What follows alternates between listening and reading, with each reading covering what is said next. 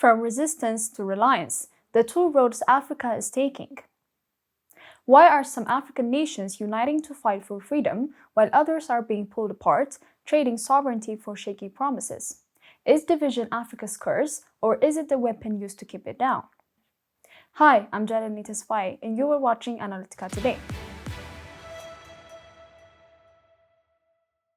From Bamako to Nairobi, two Africas are emerging. In the West, countries like Burkina Faso, Niger, and Mali are standing up, defying old powers and uniting around sovereignty and shared defense. But elsewhere, Ivory Coast, Nigeria, Somalia, DRC, governments are signing away resources for foreign aid, security guarantees, or diplomatic favor. From military coups to shady contracts, from gold to oil, this is a tale of contrast and consequence. One path is defiant and self-determined, the other familiar and fragile. For those of you watching from the Horn and beyond, this is not just their story, it's yours too. Let's start Mali 2020.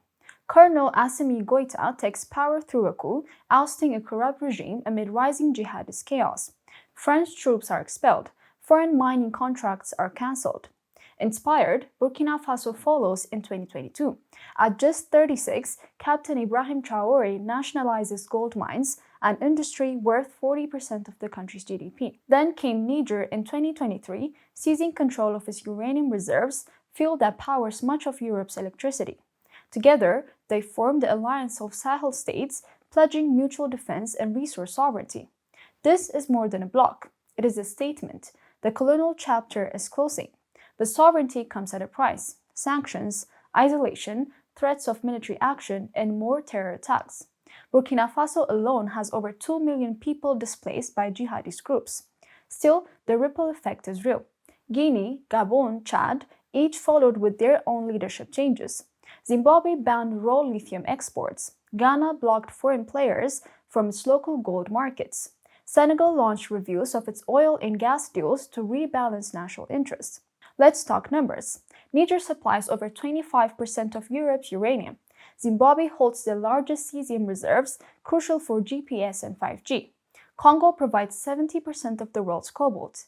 South Africa owns 75% of global platinum and 50% of palladium.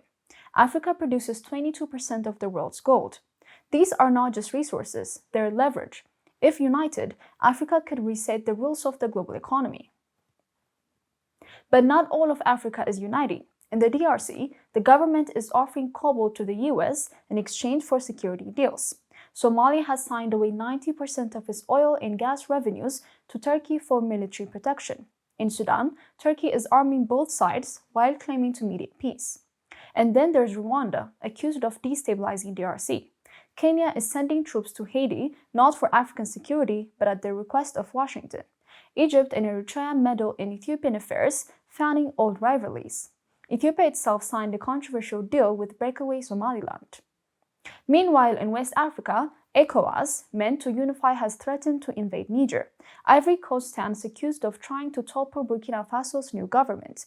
These are not isolated cases, they're symptoms of a strategy. Division is not natural, it's manufactured. Borders were drawn to divide. Neo-colonial deals are written to compete, not cooperate.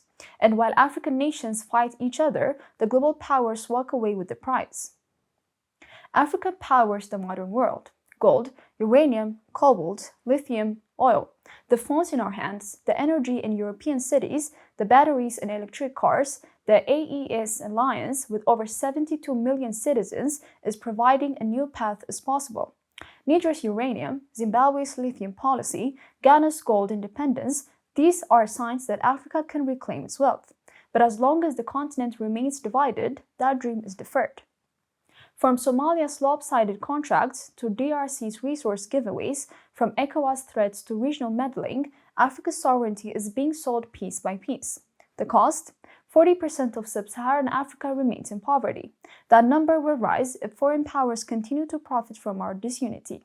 But there is still time. Africa can choose sovereignty over subservience, unity over manipulation. If not, this century may look a lot like the last one. If you found value in this breakdown, support the channel. Like, subscribe, hit the bell, and share this with someone who needs to understand what's really happening on this continent. I'm Analytica, and this is Analytica Today. See you next time.